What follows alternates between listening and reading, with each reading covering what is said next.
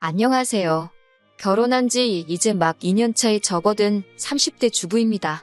직장을 다니는 평범한 회사원인 남편과는 회사 선배 소개팅으로 만났어요. 남편이나 저나 성격이 웬만한 일은 서로 맞춰주는 편이라 그런지 만나는 동안 그 흔한 말다툼 한번 해본 적이 없네요. 사귄 지 2년쯤 됐을 때 남편에게 프로포즈를 받았고 저 역시 이 사람이란 확신이 있었기에 부부의 연을 맺게 되었습니다. 처음으로 시댁에 인사를 드리러 갔던 날이었어요. 어머님은 물론이고 아주버님과 형님까지 모두 만나게 되었지요. 참고로 아버님은 남편이 고등학교에 들어가고 얼마 지나지 않았을 때 사고로 돌아가셨다 들었습니다. 왜인지는 모르겠지만 어머님은 큰아들인 아주버님과 둘째인 제 남편을 다르게 대하셨어요. 특히나 밥상에서 보여주신 행동은 유치하기 짝이 없었지요.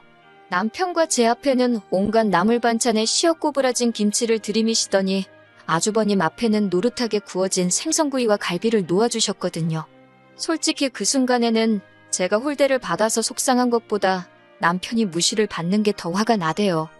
결혼 준비의 경우 어머님은 처음부터 당신이 살고 계신 집 한 채가 재산의 전부라 못 도와주신다 못을 박으신 상태였기에 기대가 없었습니다. 반면에 저희 부모님은 여유가 있으신 편이었기에 5천을 보태주셨지요. 그 덕분에 저희 둘이 모은 돈 1억 7천에 5천, 그리고 대출까지 받아서 수도권에 있는 작은 아파트를 하나 샀어요. 집 이야기가 나와서 말이지만 요새 소위 영끌이라고 하잖아요. 저희도 처음엔 어떻게든 최대한 대출을 받아보려고 했어요. 나중에 태어날 아이를 위해서라도 서울에 자리를 잡고 싶었거든요. 하지만 당장 저희 둘이 잘 벌고 있긴 했어도 대출이자도 무시할 게 못 되고 여러 가지 여건상 영끌은 할 형편이 못 되었습니다. 그래서 어머님께 조금이라도 도와주실 수 없는지 정말 간곡하게 여쭤보았어요. 하지만 어머님께서는 그 돈은 임자가 따로 있다며 안 된다 하시대요. 그리고 얼마 후 생각지도 못한 이야기를 듣게 되었습니다. 어머님이 집을 팔고 아주버님네로 들어가시기로 했대요. 집 판 돈은 다 아주버님에게 주시기로 했고요. 제가 이 이야기를 듣게 된 건 바로 형님을 통해서였습니다. 제가 아주버님이란 인간은 어머님 때문에도 그렇고 별로 좋아하지 않아요. 나이냐고 겨우 2살 차이 나면서 어지간히 윗사람 행세를 해대거든요. 누가 보면 아주버님이 아니라 아주 시아버지가 따로 없을 만큼이요. 하지만 형님은 사람이 순하고 따뜻합니다. 처음 시집오고 돌아온 제 생일에 남편을 제외하고 시댁 식구들 사이에서 유일하게 축하한다 연락을 해준 사람이기도 하고 그래서인지 형님하고는 가끔 커피 한 잔도 같이 마실 만큼 좋은 사이를 유지하고 있어요. 그런 형님이 울면서 전화를 걸어왔으니 제가 얼마나 놀랬는지 모릅니다. 형님은 세상에 이런 법이 어디 있냐면서 아주버님과 어머님 이야기를 시작했습니다. 듣자 하니 제가 다 어이가 없더라고요. 형님이 급한 일로 3일 동안 집을 비웠는데 그 사이에 아주버님과 어머님이 한마디로 작당 모의를 했다대요. 며칠 날 이사 오겠다며 아주 통보식으로 전해왔다고요. 저는 그래도 어머님이 아파트 팔면 그 돈 다 아주버님 주시는 거 아니겠냐며 좋으시겠다 했어요. 그러자 형님이 다시 하는 말이 제가 뭘 몰라서 하는 소리랍니다. 어머님 아파트 그거 지금 2억도 안 가는데 그나마도 근저당 잡힌 게 1억은 될 거라며 그러니 그 아파트 팔아서 대출 받고 어쩌고 하면 막말로 물려받을 것도 얼마 없는데 너무 속상하다고요.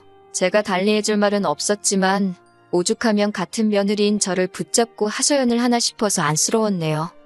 그리고 그날 밤 퇴근한 남편의 표정 또한 영 밝지가 않았습니다.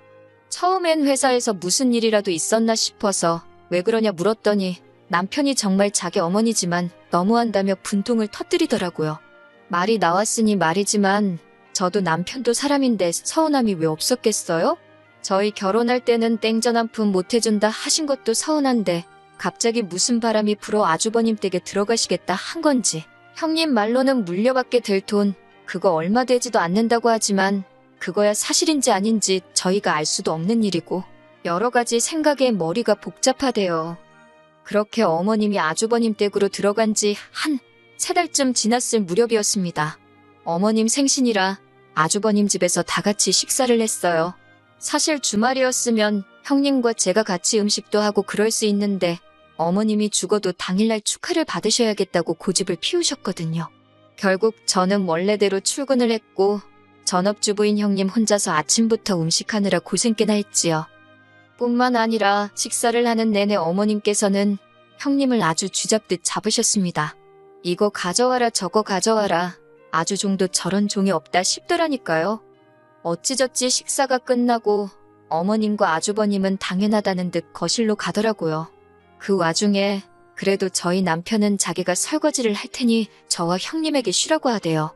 하지만 저는 형님이 어떻게 지내는지 듣고 싶기도 해서 제가 형님이랑 같이 설거지를 할 테니 당신이 거실에 가 있으라 했습니다.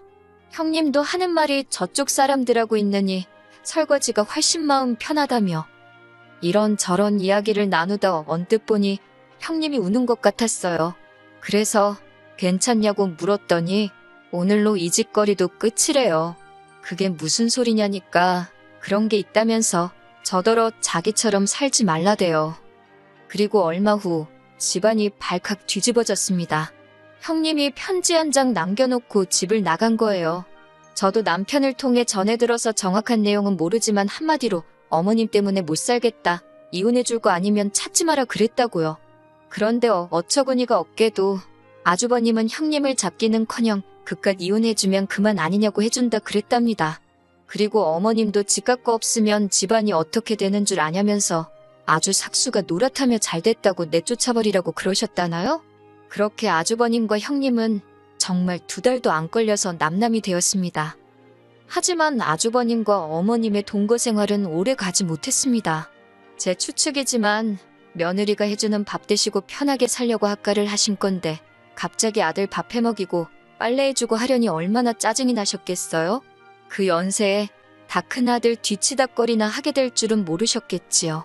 솔직히 좀 꼬숩다 싶었는데 아뿔싸 그 불똥이 저한테 튈 줄은 상상도 못했네요. 아주버님 내외가 이혼한 지 한 달이 좀 넘었을 무렵이었을 거예요. 회사에서 일을 하고 있는데 어머님께서 전화를 하셔가지고는 다짜고짜 현관 비밀번호를 알려달랍니다. 갑자기 터무니없는 말씀에 그게 무슨 소리냐 하니까 지금 저희 집으로 이사 오셨대요. 어이가 없어서 남편하고 먼저 통화를 해보겠다 하니까 어디 시애미를 세워놓냐고 당신 얼어 죽게 생겼다나요. 10월에 왜 얼어 죽냐고 어디 카페라도 가 계시라 했어요. 그랬더니 이번엔 하시는 말씀이 화분들 다 얼어 죽는답니다. 저는 밖에서 크는 꽃이면 나무들이며 10월에는 안 얼어 죽더라고 걱정 마시라고 했네요. 그리고는 남편한테 전화를 하니 남편도 금시초문이랍니다. 그러면서 전화도 받지 말고 비밀번호도 알려드리지 말래요. 자기가 일단 최대한 빨리 퇴근해보겠다면서요. 저도 다행히 야근은 없었기에 불이 나게 집으로 향했습니다. 도착하니 현관 앞에서 어머님과 남편이 실랑이를 벌이고 있더라고요. 이게 다 무슨 일이냐 하니까 아주버님이랑 답답해서 못 사시겠다고 집을 나오셨답니다. 그러면서 당신은 이제 집을 팔아서 갈 곳도 없고 저희 집에서 지내셔야겠다고요. 황당했지만 밤중에 어머님을 어디 여관으로 모실 수도 없고 집으로 들어오시라 했지요. 그렇게 결국 아이방으로 쓰기로 했던 작은 방을 일단 내드렸습니다. 30개도 넘는 화분을 가지고 오셨는데 저희는 베란다를 다 확장한 집이었기에 놀 데가 마땅치 않았어요. 어쩔 수 없이 작은 방에 두라 했지요. 어머님은 큰애네 집에 있을 땐 당신이 안방을 썼다며 저희한테도 안방을 내놓으란 식이셨는데 그건 안 된다 했습니다. 그리고는 남편이 당장에 내일이라도 형한테 돌아가시라 하더군요. 저희는 맞벌이라서 음식도 다 사 먹고 청소도 사람 불러서 하고 아무튼 어머니하고는 안 맞는다고요. 하지만 어머님이 저희 말을 들은 척이나 하셨겠어요? 바로 다음 날부터 저희가 출근한 틈을 탓 아주 당신 세상이다 싶으셨는지 온 집안을 휘젓고 다니기 시작하셨지요. 어떻게 알았냐면 친정어머니가 보내주신 반찬이 쓰레기통에 들어가 있질 않나, 제 옷장 속 옷들이 멋대로 뒤섞여 있지를 않나, 심지어 제가 없는 사이에 제 핸드백을 들고 외출을 하셨는지 어머님 방에 제 핸드백이 가 있더라고요. 이와 비슷한 일들이 하루 걸러 반복되었고 그럴 때마다 어머님과 저희 사이에서 큰 소리가 오고 갔어요.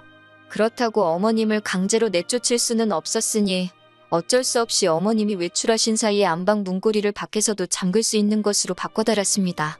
열쇠는 남편과 제가 각각 하나씩 가지고 있기로 했지요. 참고로 문고리는 기존의 것과 거의 동일한 모델이어서 누가 문을 열려고 해보지 않는 이상 잠겨였는지 아닌지 알 수가 없었고요. 그런데 바로 이튿날 오후 어머님이 전화를 걸어오셨습니다. 격양된 목소리로 안방에 뭐를 숨겨놨길래 문을 잠궈놨냐입니다. 저는 어머님이 들어오시는 게 불편해서 잠궜다고 솔직하게 말씀드렸어요. 그랬더니 이번엔 저더러 무슨 찔리는 짓거리를 하고 다니냐대요. 말려들면 저만 손해니까 집에서 뵙자 하고 전화는 끊었는데 기분은 영 나쁘더라고요.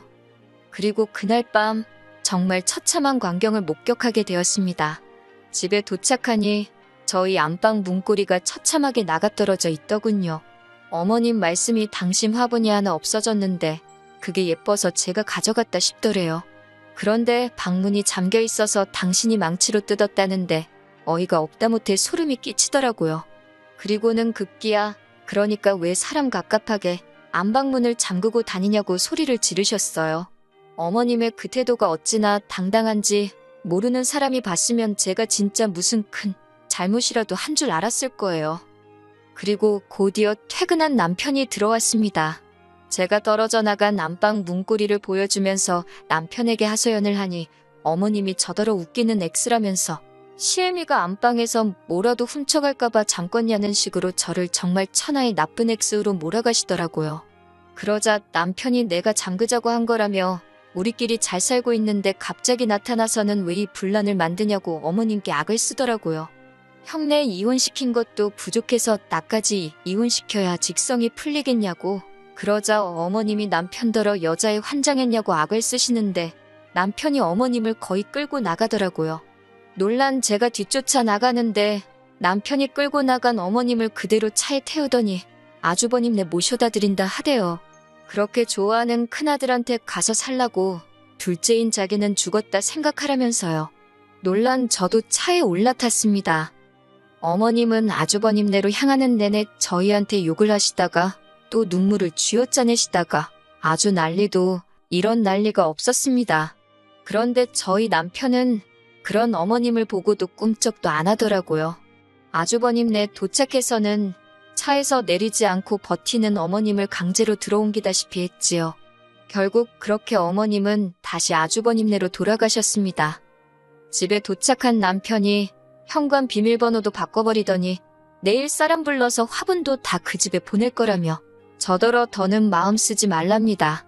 이런 꼴을 보게 해서 미안하다며 앞으로 자기는 가족은 없는 셈치고 저 하나만 보고 살 거라며 저한테도 그래달라 하대요. 그리고 며칠 뒤 아주버님한테 연락이 왔습니다. 한다는 소리가 형님이 너무 그리워서 그런다며 그래도 형님하고 저는 사이가 좋지 않았냐고 혹시 지금 형님이 어디 있는지 아냐입니다. 알지도 못했고 안다고 해도 제가 미쳤다고 그걸 알려주겠어요? 저는 형님이 보고 싶은 게 아니라 일할 사람이 필요한 거 아니냐며 불쌍한 형님 그만 찾으시라고 어머님하고 두 분이 잘 지내시라 소리를 질렀습니다.